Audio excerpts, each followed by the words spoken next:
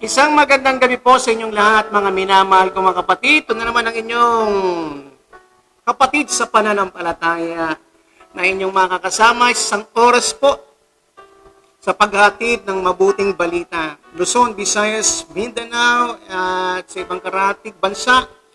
Isang mapagpalang gabi. At sa iba naman, good morning po, a blessed morning, a blessed afternoon to all of you. Sa Germany, sa London, tanghali po ngayon at sa iba naman ay umaga. Kaya mga minamahal ko mga kapatid, anuman ang oras sa panahong ito, tayo ay pinagsama ng Diyos. Time and space does not matter as long as the Spirit unites with one another. Amen? Kaya tayo ay kanina pa nakikita ko ng mga pangalan ng ating mga kapatid. Ayan, si Kuya Aldrin, ang Kangayaw family, si Ate Joanne. Kasama na natin sila Ate Cherry, ang Villaflores at Sacno family, ang Sino family. Kasama na rin natin sila Kuya Dario, sila Ate Marita, sila Ate Bubot, sila Ate Mary Ann Swain, at sila Ate Michelle Hernandez at si Brother Marvin T. Kasama na rin po natin ang Vergara family, ang beautiful couple na sila Ate Maribel at si Kuya Efred, si Ate Angie, mawal maaga. Thanks be to God.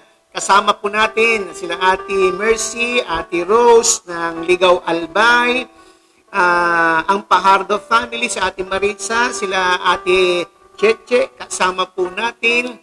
At ang mga kapatid natin sa Germany, sila Sister Mary Grace, si Brother Dong, kasama rin po natin sila Mia Salas, kasama po natin ang mga kapatid natin sa Eastern Lawaan, kasama rin po natin ang aking inaanak na maganda, si Ate April, kasama natin ang aking magandang mami, si Mami Glo. At sino pa? Ang mga Ramirez family, ang mga Perez family, sila Ate Angel Bora, si Ate Dina, ang Lonson family, kasama po rin natin. At yung mga kapatid po natin sa Lawaan, yan, Eastern Samar, sila Ate Ching, ang Bonyol family, sila Brother Danny, sila Brother Denny, sila Ate Elaine, sila Ate Irene, si Brother Lance, si Pastor Ruel. Sa Bakubak naman, sa Bazay, sila Pastor Ruel, sila Tatay Pulding, sila Nanay Vicky, at sila Ate Cha. At sa Davao, kasama rin po natin sila Ate Virgie, ang Tolentino family, ang Saniel family, si Ate Sean, si Sister Tess Paes, kasama natin si Jose Raul Sanchez. Ayan, si Ate Bioli, sabi niya, blessed evening po sa inyong lahat. Sa Davao din, kasama rin natin ang kapatid natin, si Brother Pepe Peñamante. Si Sister Marilu, ang kanyang mga anak, si Am, si Pem, si Nonita, kasama rin po natin. At maraming salamat na yung si Kuya Allen sa Impanta, ang Gascon family rin sa La Union, Rosario La Union. Si Tagumpay, nakakita ko na ang pangalan, direct from Cebu, Tagumpay Acosta. At salamat sa mga kapatid natin dyan sa Muntalban, ang Acosta family, si Brother Benson, ang Mangente family, sila Ate Lily, ang Cardinal family. Gayon din ang Priagola family na iningatan ng Diyos sa nakaraang pagbaha dyan. At pasalamat tayo sa Panginoon at ito na naman, magkakasama naman po tayo na tatanggap ng pinakamasarap na biyaya mula sa langit, ang kanyang salita na nagbibigay po sa atin ng buhay. Kaya mga minamahal ko mga kapatid, ihanda na ninyo ang inyong mga Bible. Ayan. Sabi ni Ate Eileen Aliandre, isang mapagpalang gabi po sa lahat. Si Ate Det mula Bacolod, ang Alarde family, kasama si Kuya Johnny, kasama ang mga kapatid natin dyan sa Real, sila Ate Luisa Orquia, ang mga Lazaro family, ang Di Malaluan family, kasama rin po natin. At ang kumari ko na si Ate Lolit Cardona, kasama rin po natin sila Ate Nobi, ang Hiron at ang Lopez family. Kaya mga minamahal ko mga kapatid, tayo po ay humanda-handa na po. Tayo po ay dadako na sa pinakamasarap na bahagi ng pagsasalong ito. Ang pagpapahayag ng kanyang mabuting balita. Humingi po tayo ng gabay sa Diyos. Sa pagkakataong ito, Ama naming Diyos na dakila, Diyos na makapangyarihan, may gawa ng langit at lupa, pati na rin ang aming mga buhay. Kami po ay humaharap sa iyong kabanalan, nagpapasalamat po sa buong maghapon na ito ng iyong pag-iingat po sa aming lahat. Maraming salamat sa buhay na walang hanggan. Maraming salamat sa biyaya, sa mga pagpapala na tinatanggap po namin araw-araw. Maraming salamat din po, Ama, na sa oras na ito, sa pagkakataong ito, maririnig po namin ang iyong tinig na magdudulot po sa amin ng buhay. Ang salita ng katotohanan, ang iyong salita na nagbibigay buhay. Inihiling ko po ang pagsama ng iyong kaliwanagan at pangunawa sa bawat isa. Matanggap namin ang pagpapatibay mula sa iyong salita. Maraming salamat po. Pagpalain mo po ang aking mga kapatid na ito na patuloy na naghahanap sa iyo. Abutin mo ang kanilang pangangailangan sa bawat aspeto ng kanilang mga buhay. Inaangkin ko na sumagana sa pagkakataong ito ang iyong biyaya, ang iyong kabutihan sa mga buhay ng aking mga kapatid na ito. Sa pangalan ni Jesus. Amen and amen. Praise the Lord. At muli, isang magandang gabi po sa inyong lahat, mga minamahal ko mga kapatid. At atin ang buksan yung ating mga Biblia. Kasama na rin natin sila Ate Edna, ang Gemson family, at ang Fernandez family. Kasama na rin po natin. Okay, let us open our Bibles at Acts chapter 13, verse 38 to 39. Ang ating pagsasalusaluan po ay ika-tatlong bahagi na po ito.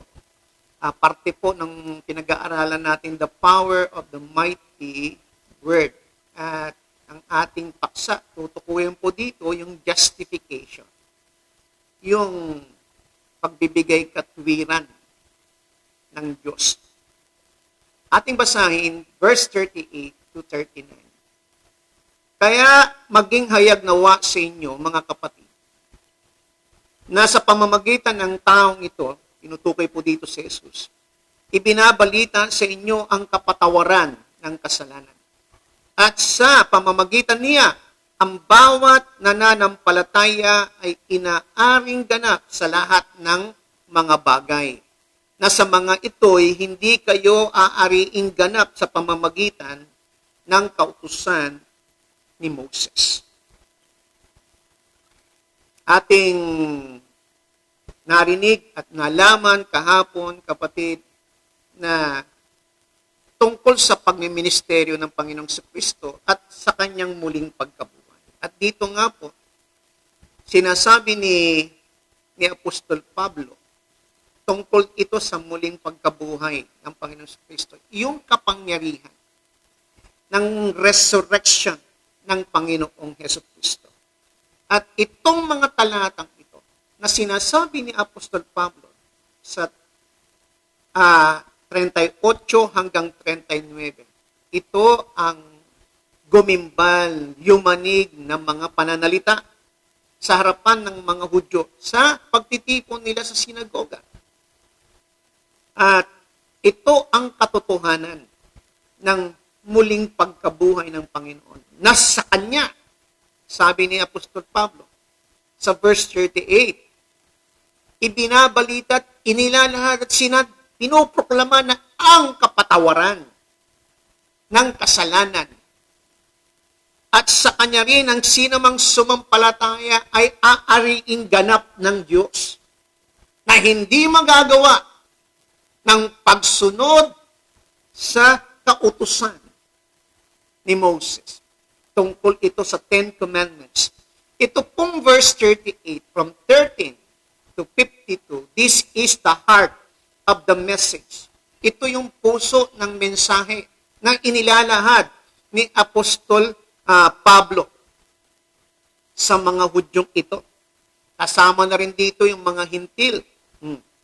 At ang mga Hudyo na nakikinig dito sa sinagoga ay pinapahalagaan nila, pinaparangalan nila ang kautusan ni Moses. Na kanilang iniisip, kapatid, na nabuo na sa kanilang mga isipan na ang 10 kautusan, the 10 Commandments, are the greatest word that God has given to men. At sinisikap nilang mabuti na mamuhay sa kautusan at kanilang natagpuan, marami sa kanila na nabigo sa pagtupad sa 10 kautusan na to. Bagamat sila ay nahirapan at nabibigo, but still they thought it is the way to God. Ito yung daan tungo sa Diyos. Ito pa rin ang paraan sa ang pagsunod sa kautusan, ang daan tungo sa Diyos.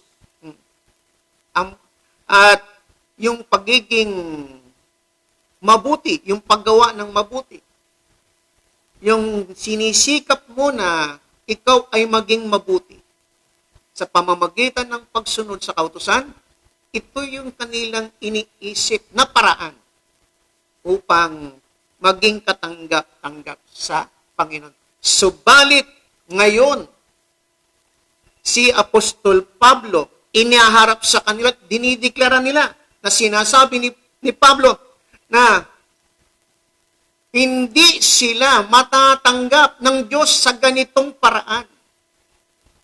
God will not accept them in these terms, in that way, sabi ni Apostol Pablo.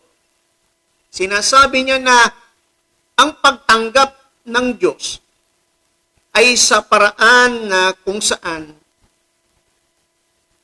pananalig sa Panginoong Hesukristo.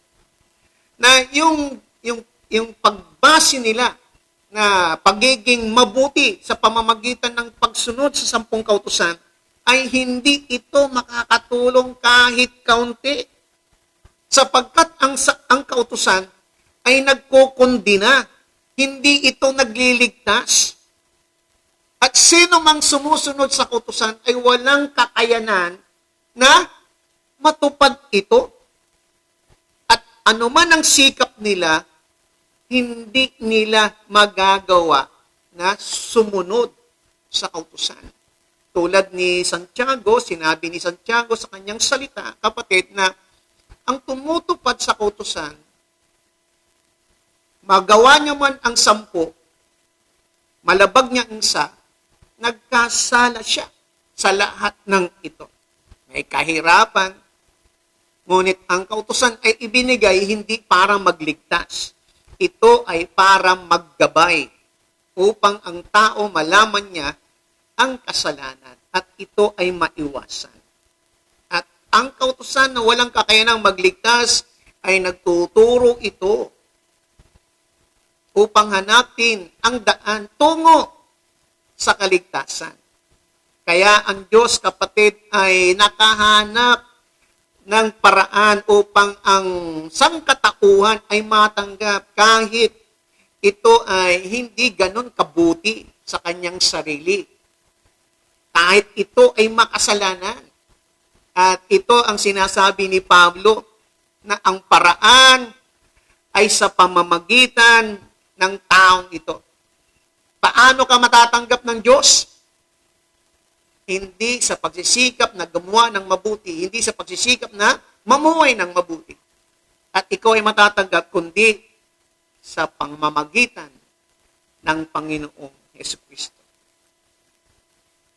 Tulad ko noon, kapatid, di ako naniniwala sa mensaheng ito.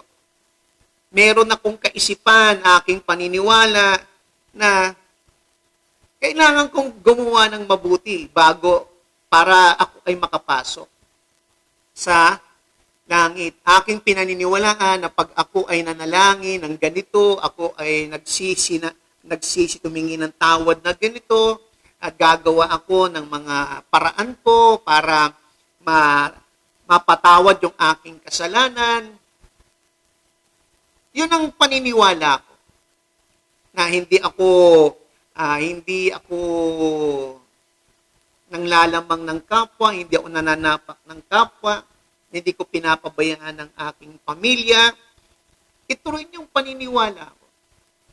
Itong katulad nito, imagine niyo kung paano ginulongtang ni Apostol Pablo sa pamamagitan ng kanyang mensahe ang mga taong ito. Sinasabi po na ang sinagoga dito ay puno ng mga taong mga Hudyo, kasama na rin ng mga Hintil. Napakinggan nila ang lahat ng ipinangaral ni Apostol Pablo. At ito ay isang kamangha-manghang balita na sila ay tatanggapin ng Diyos. Na sila, kapatid, sinasabi ni Pablo that everyone that believes in Jesus Christ will be justified from everything. Lahat ng manalig sa Kanya ay mapapawalang sala, mabibigyan ng katwiran mula sa mga bagay na hindi kayang ibigay ng kautusan ni Moses. At madalas nating mababasa, mga minamahal kong kapatid, sa sulat po ni Pablo sa Romans, yung justification by faith. What does justification mean? Ano ba ibig sabihin ng pagbibigay katwiran, pagpapawalang sala? Maraming mga tao nag-iisip ng ibig sabihin nito, kapatid, ay pagpapatawad ng kasalanan. Tama po yun. Pero, sinasabi ni Pablo, mas higit pa rito. Hindi lamang pagpapatawad ng kasalanan.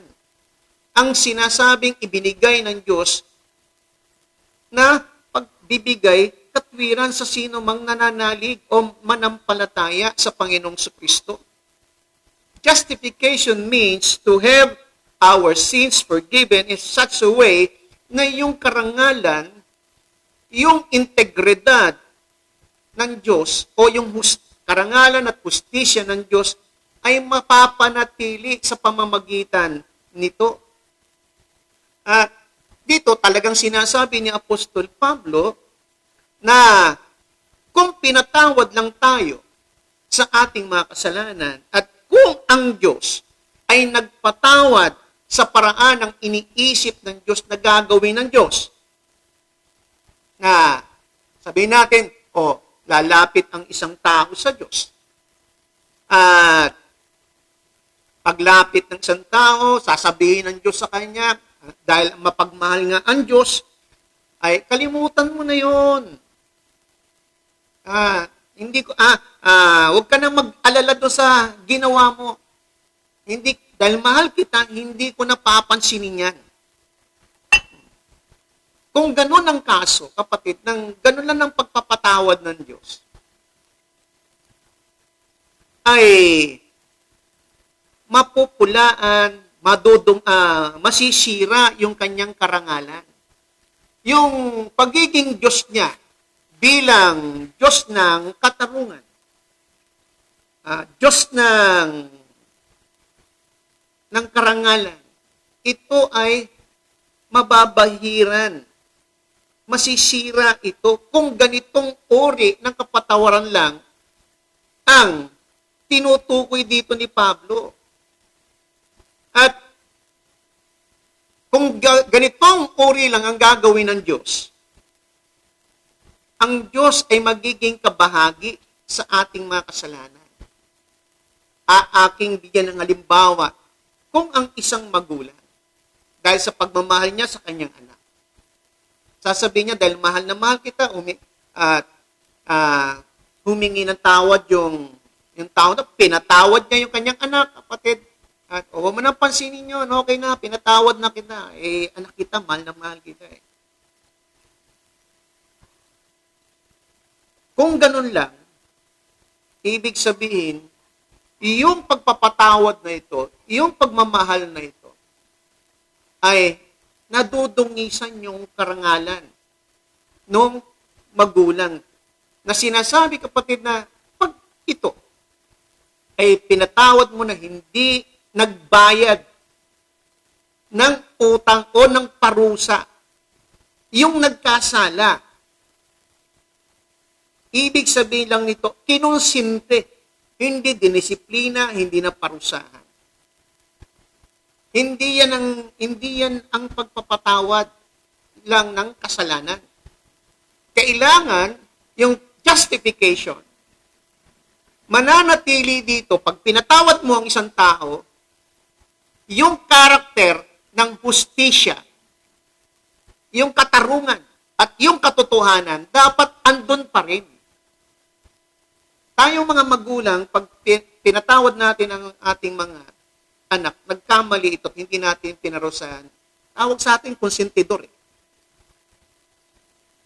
Dahil hindi natin napapanatili yung tinatawag nating character, yung integridad ng katarungan. Nasaan ang hustisya doon? Pinatawad lang yung tao na pinalaya, nagkasala. Pinalaya siya sa kanyang kasalanan. Kaya ang sinasabi ni Pablo dito, kapatid, higit pa sa pagpapatawad ang ibig sabihin ng justification. Justification means forgiving your sins in such a way that God's justice and honor are preserved by it. At sa gayon, kung gagawin ng gusto, mapapangalagaan niya yung kanyang karangalan, yung kanyang karakter, yung kanyang integridad, at the same time, maibibigay niya ng malaya yung kanyang pagmamahal. Maipakita niya ng buong puso yung kanyang pagmamahal. Sa paanong paraan, kapatid? Na sa pamamagitan ni Jesus, yung dapat na parusa na ipapataw sa nagkasala ay ibinigay na, linagay na sa balikat ng Panginoong Hesukristo. Merong kabayaran. Yung pananagutan ay binayaran sa pamamagitan ng isa pang tao. At kung tayo ay humingi ng tawad, yung sinasabi na justification dito, napakasapunuwain nyo, kapatid. At tingnan nyo po ito, unawain nyo mabuti. Tingnan nyo po ito. Dahil sa krus, walang sino man makapagtuturo sa Diyos na sasabihin niya, pinalaya mo tong taong may kasalanan. Walang makapagsasabi nun. In the cross of Jesus, makinig kayong mabuti, kapatid. God poured out all His justice upon Jesus. Sa krus na yon, na binata ni Jesus, binuhos ng Diyos, ipinataw ng Diyos ang kanyang hustisya kay Jesus. Hindi doon sa pinatawad ng Diyos na lumalapit sa Kanya. Tayo yon. Yung dapat sana nating panagutan, ang nanagot sa ating mga kaparusahan dahil sa ating kasalanan ay ang Panginoon. Yung kahirapan, yung kadustahan sa krus ay nagpapakita ng isang larawan kung papaano tapat na ang Diyos ay sinusunod niya kahit ang kanyang sariling batas. At kanyang ginagawa ang katarungan. Hindi pwedeng mawala, magpatawad tapos walang katarungan. Hindi pwede. Kailangan mayroong hustisya. Because that is the character of God. God is a God of justice and honor and truth. Dapat kasama yan pag nagpatawad ang Diyos. Hindi mapupulaan, hindi masasabing konsentidor. Ang ginawa ng Diyos, kapatid, isipin nyo yan, na dahil sa krus, tayo na dapat sana ay hindi karapat-dapat na tumanggap ng kapatawaran. Pero dahil kay Jesus, tayo na hindi karapat-dapat ay tumanggap, kapatid, ng kapatawaran sa pangalan ni Jesus. At hindi lamang tumanggap ng kapatawaran, kundi tayo ay binigyan ng katwiran. Yun yung justification. Sabi nga ng ibang mga ngaral, kapatid, justification is as if you have not sinned. Just as if you have not sinned. Yun ang kanilang sinasabi. Yun ang kanilang paliwanag. Pag ikaw ay pinawalang sala, ikaw talaga ay walang sala. Sabi na, pag ang sino mang pinalaya ay tunay ngang malaya. Therefore, kapatid, na dahil sa krus nga, yung dapat sana sa iyo, yung hustisya ng Diyos na dapat ipataw sa iyo, ipinataw sa Panginoong Kristo. Sabi po ng 1 Peter chapter 2, verse 24, lahat ng ating mga kasalanan ay pinasa niya sa balikat upang tayo ay hindi na mamuhay sa dati nating pamumuhay, tayo ay gumaling sa pamamagitan ng kanyang sugat. Binayaran niya na lahat. Yung pananagutan natin, yung hustisya na hinihingi ng Diyos dahil sa kasalanan, binayaran ng Diyos. Hindi lang sapat na ikaw ay pinatawad, kundi may nagbayad. Ito yung tinatawag nating redemption, work of Jesus. At ito rin yung daan ng pagbibigay katwiran ng Diyos sa atin. Tayong makasalanan na naniwala kay Jesus. Hindi lamang pinatawad, kundi binigyan ng katwiran. Yung katwiran ni Jesus, yun ang ibinigay sa atin. Kaya ang resulta, kapatid, ng justification is full acceptance. Kung tinanggap mo ang kamatayan ni Yesu Kristo sa iyong buhay, at ibinigay niya ang kanyang buhay sa iyo, ikaw ay binigyan ng katwiran sa lahat ng mga bagay. You are justified from all things. Hindi ba magandang balita yan? It means, kapatid, na ang pag-ibig ng Diyos ay ibinuo sa iyo. Yun ang ibig sabihin, kapatid, na pag pinatawad ka dahil mahal ka ng Diyos, kayo na lamang ang pag-ibig ng Diyos sa sanlibutan, kaya ibinigay niya ang kanyang anak. Dahil ang laki, hindi lamang binigay ang kanyang anak na ikaw ay mapatawad sa iyong kasalanan, kundi siya na rin ang nagbayad. Ibig sabihin, mayroon pang isang tao, isa pa, na magbabayad para sa iyo na hindi mo kayang bayaran. Yan ang justification. Pag tayo ay na-justify sa lahat ng mga bagay sa ating mga buhay, dito na magsisimula na ang pag-ibig ng Diyos ay ibubuhos niya at sasagana sa atin na ito yung magpapagaling, magsisimulang magpagaling ng mga sugat, hapdi at kirot ng buhay. Magsisimula, sa pamamagitan nito, makapagsisimula ang isang tao ng isang bagong buhay on the basis of being justified by faith. Maraming umiiling sa paraan ito ng Diyos. Ganun na lang ba yun? Marami akong narinig na ganitong mga pangangatwiran. Lalo na po kung ang isang tao ay namumuhay na sa tingin niya na ang kanyang buhay ay ayos na. Hindi naman siya gumagawa ng masama. Na sa tingin niya, ang buhay niya ay mabuti. Kaya iiling-iling na lang ito. Katulad ng mga Hudyo, hindi nila mapaniwalaan kung ako nga, kapatid, at marami akong nakaharap ng ganitong mga tao.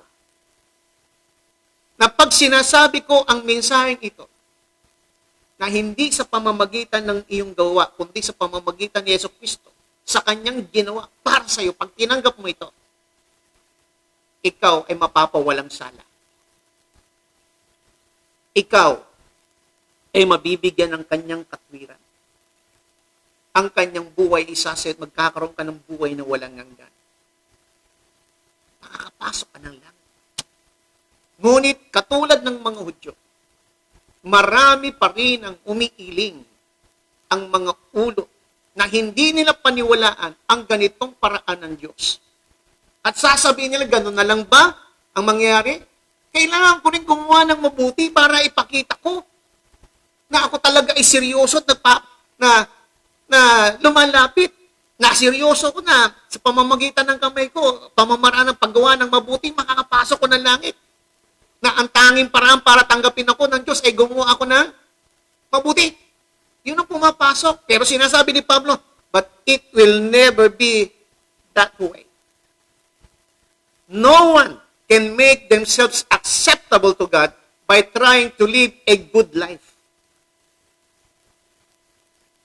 Sa taong nagsisikap mamuhay ng maganda, mahirap itong maunawaan. Sa taong nagsisikap na mamuhay ng mabait, hindi nila ito matanggap.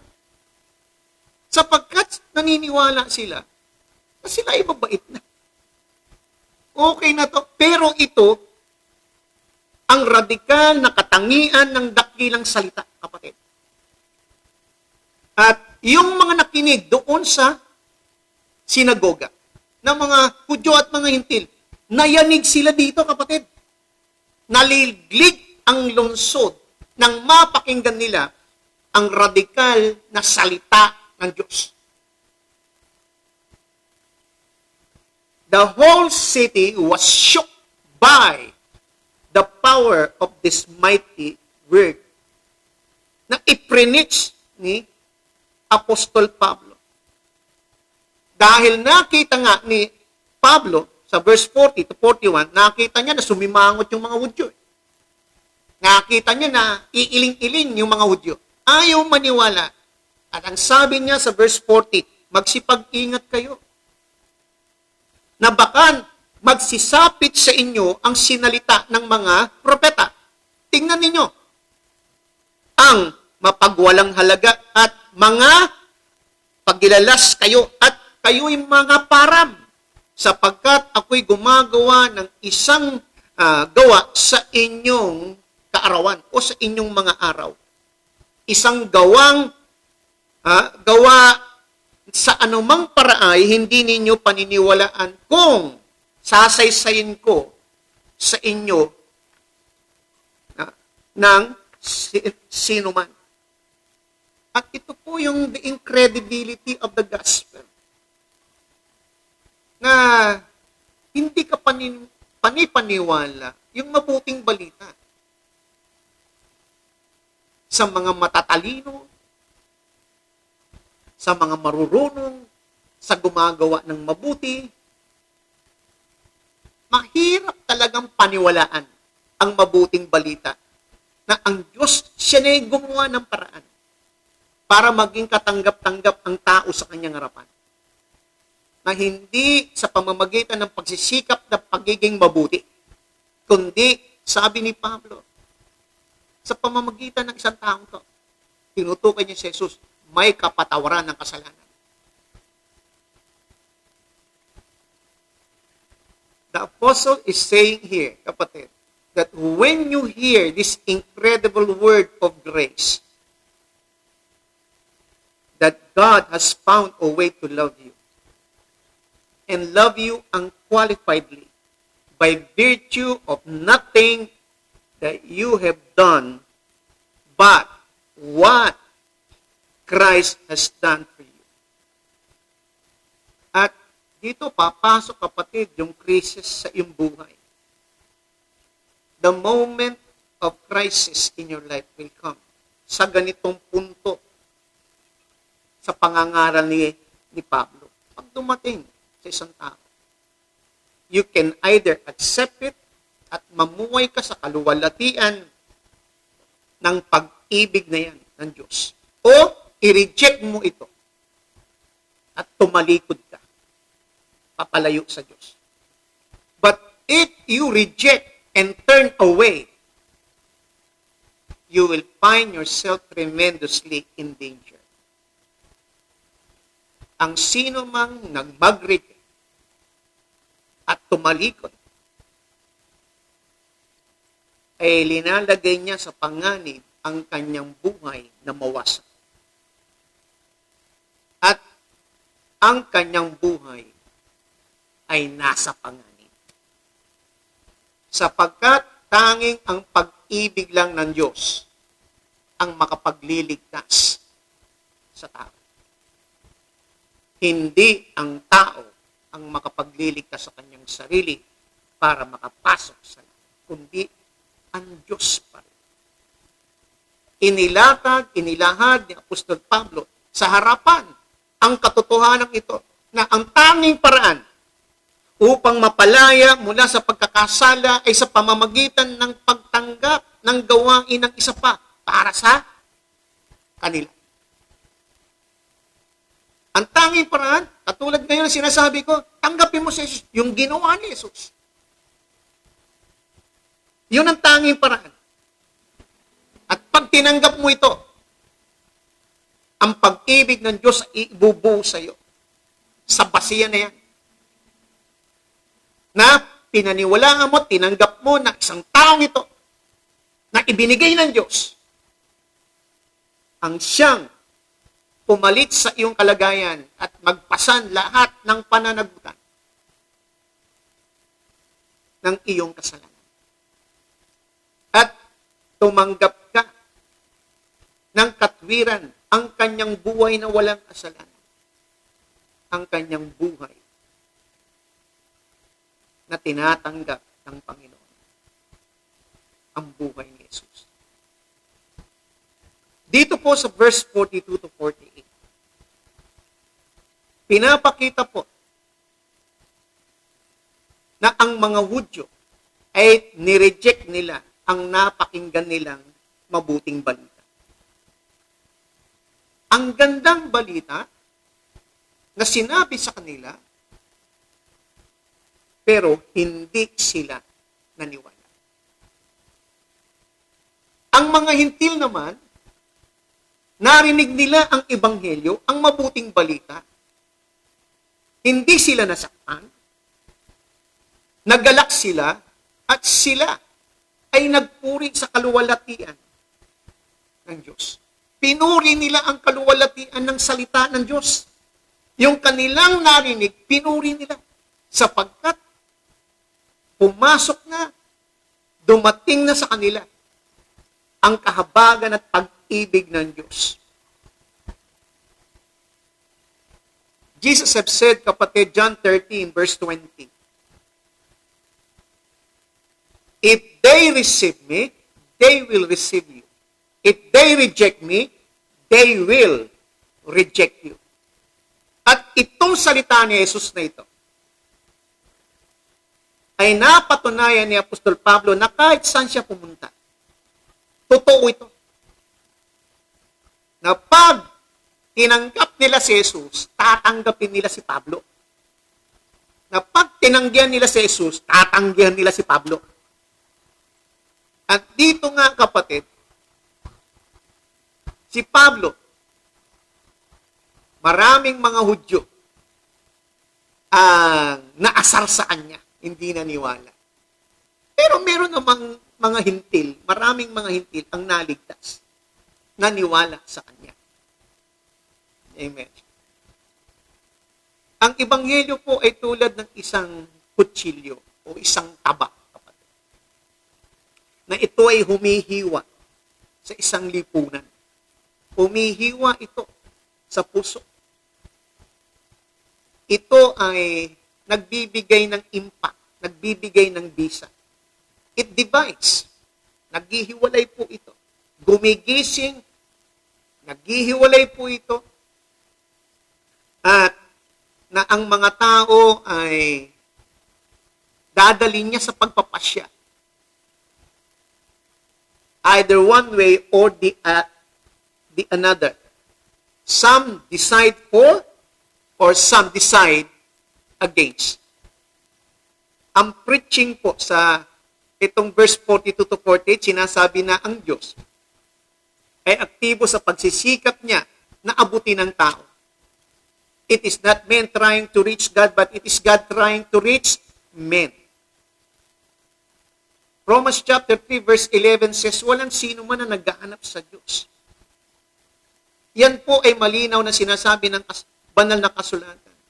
And when men believe, they are simply responding to the activity of God. Na inaabot na sila. Sila, pag ang isang tao ay naniwala, sila lang ay simpleng tumugon sa ginawa na ng Diyos sa pag-abot sa kanila. At ito yung incredible word. Ito yung napakaganda pero misteryoso na paraan ng Diyos. At dito makikita natin, kapatid, yung pinaghalo na divine sovereignty and human responsibility. Na kumilos una ang Diyos at simpleng tugon ang hinangad ng Diyos sa bahagi o sa parte ng tao. At pag nagsama yun, kapatid, ito yung makikita natin na paraan. Napakadaling paraan ang ibinigay ng Diyos. Para hindi na maghirap. Kasi ang Diyos hindi nagtatangi. Papaano na lang yung walang kakayanan? Papaano na lang yung walang maiaalay sa kanyang kasalanan? Walang kakayanan. How much those people who are lying in bed, if to be accepted before God is doing good. Kung wala silang kakayanan, nakahiga na nga sa banig. Amen. Di ang mangyayari lang yung kapatid, yung gumagawa ng mabuti, maliligtas. Yung hindi makagawa ng mabuti, mapapahamak. Hindi yun ang paraan ng Diyos . Kaya ang Diyos gumawa na nga ng paraan na madali. Pero yung mga tao, kapatid, na katulad ng mga Hudyo, na nagmamarunong, sabi ni Apostol Pablo, sa Romans chapter 1, ay hindi tinanggap ang ganitong paraan ng Diyos na pinadali na gusto nila mahirap.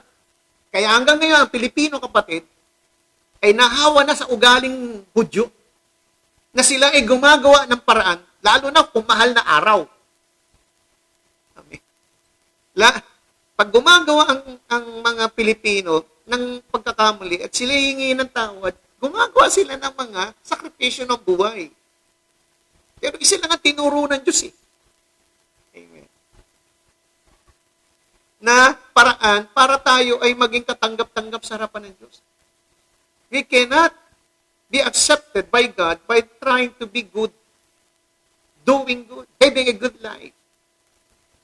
We can be accepted by God by believing the works of Jesus at the cross. That is what God has done for us. That is justification.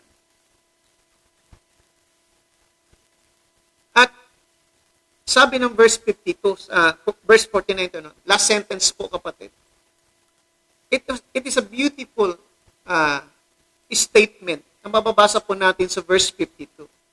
Sinasabi po, the disciples were filled with joy and with the Holy Spirit. Puspos sila ng kagalakan at ng pag-ibig ng Diyos. Sa kanilang pangangaral, bagamat hindi sila pinaniwalaan ng mga Hudyo, ngunit itong mga hintil na ito, nakita nila ang ginawa ng Diyos sa mga hintil na ito. Marami ang mga hintil na tumanggap at iniligtas ng Diyos nang narinig nila ang mabuting balitang ito. And this is a great sign of the Spirit of God in the human heart. Na ang puso ng tao ay puspos ng kagalakan at ng pag-ibig ng Diyos. Na ang puso ng tao ay binabaha ng pag-ibig at kagalakan. Kung tayo po, mga minamahal kong mga kapatid, ay Kristiyano, ang ating puso ay hindi magawang di maantig sa ganitong pangangaral ni Apostol Pablo.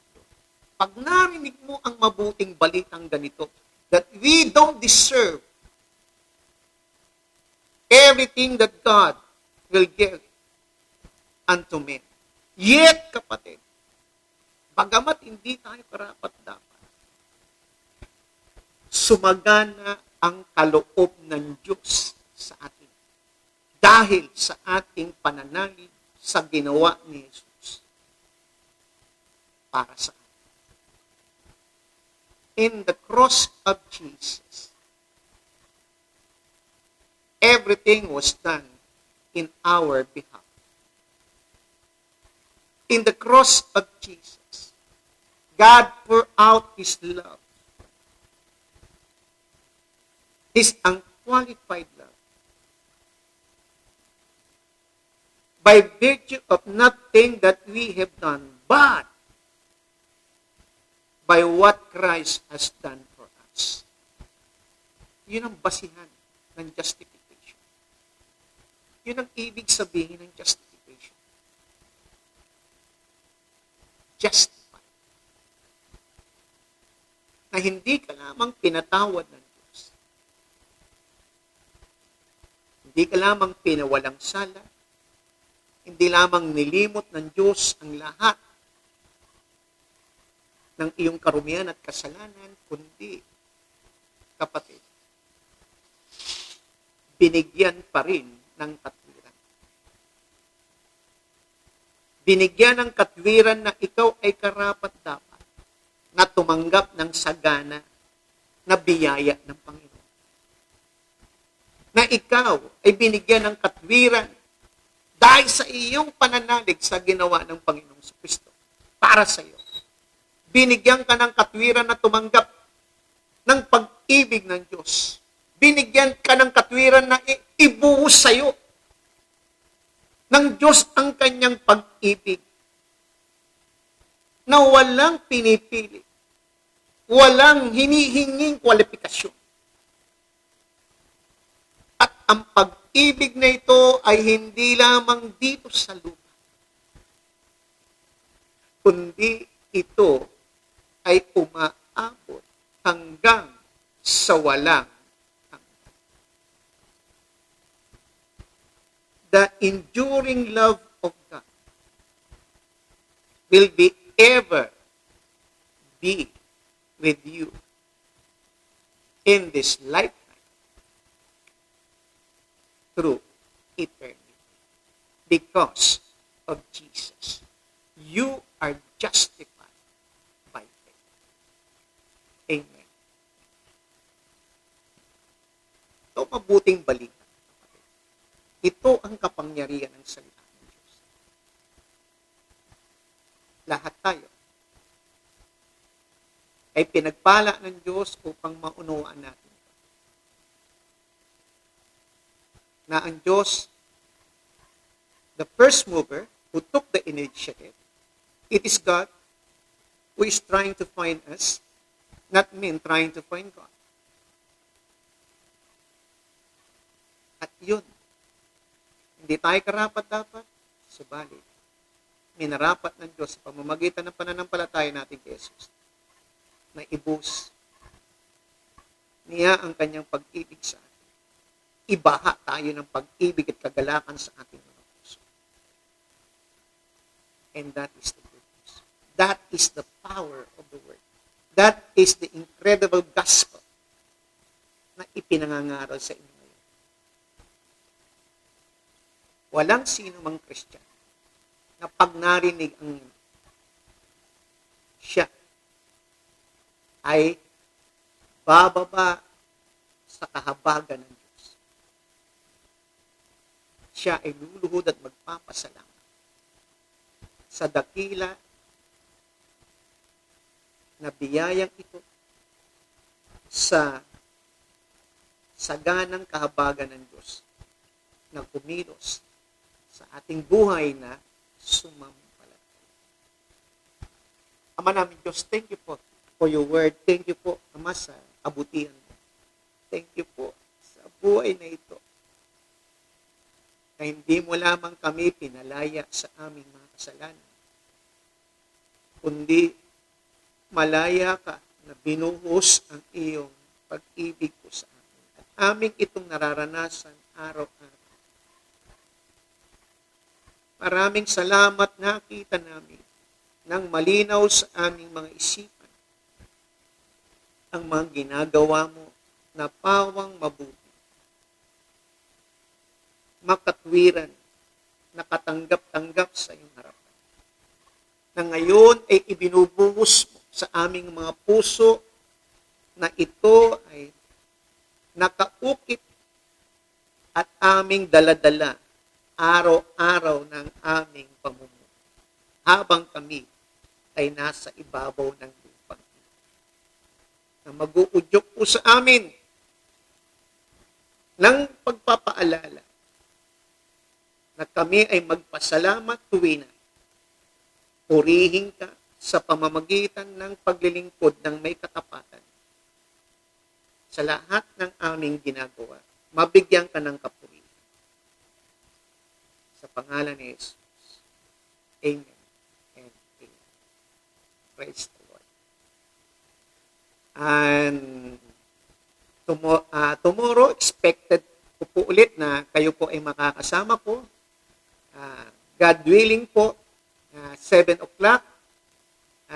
And today is Friday or Thursday ba ngayon, Mami? O Thursday.